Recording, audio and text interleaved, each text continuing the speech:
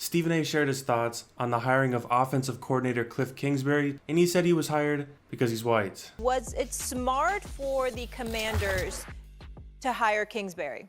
If I'm Kliff Kingsbury and I coach in college football for 6 years and I don't do much, okay, I only have like 2 winning seasons and somebody comes along and offers me a head coaching job in the NFL, I wouldn't turn it down.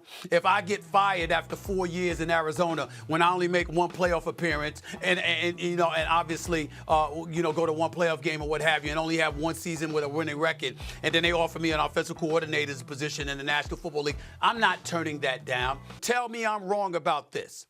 This man is more known for his relationships with quarterbacks and that fly-ass crib he had during the NFL draft when COVID was going on and we saw where he was. He's more known for that than he is for winning football games.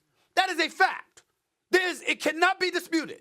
Okay? And so when I look at it from that perspective, and we talk about things, and I'm going to go here, doggy. We talk about diversity, and we certainly saw black coaches getting hired and all of that other stuff. That's not where I'm going. I'm saying from an historical perspective, we look at a guy like Kliff Kingsbury, and you know what we see as black folks? This is the kind of stuff that don't happen for black folks. So you're in college, right? And you got a good relationship with Kyler Murray. So we got the #1 overall pick. We Arizona. So we gonna hire you because you ingratiated yourself with a kid in this family and you the right guy for the job.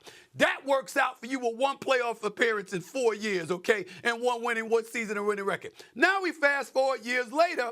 Now you're the offensive coordinator. Why you get that job? Because they got the #2 overall pick, and Caleb Williams is talking about, that's my dog. A puppy. Ain't thrown a damn pass in the National Football League yet. Okay, great, incredible talent, but breath smelling like Similac, wet behind the ears, ain't throw a damn pass in the NFL. But he vouching. Oh, that's my dog. That's my dog right there. And you get the offensive coordinator's job. It doesn't seem to me like there are bona fide football reasons as to why Kliff Kingsbury is the new offensive coordinator for the Washington Commanders. You couldn't produce but so much in college. You damn sure didn't do it in the pros. But somehow, some way, job opportunities come your way. As the great Don King once said, only in America, baby. Only in America.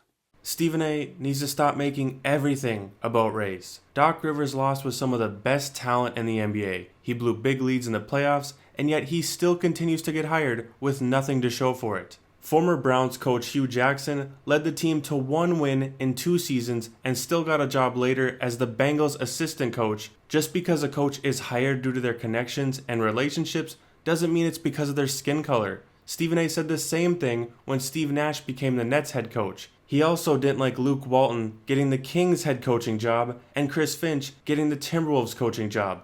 Basically, if you're white and get hired as a coach, Stephen A. thinks it's racist. The real reason Kliff Kingsbury got the offensive coordinator job, other than the fact that he's close with the quarterback, which is important for an offense, but it's also because there was a lack of competition. There's nothing wrong with saying this is a bad hire, but let's not pretend that every time a white coach gets hired, it's because of racism. There's plenty of reasons why coaches get hired, whether they deserve it or not.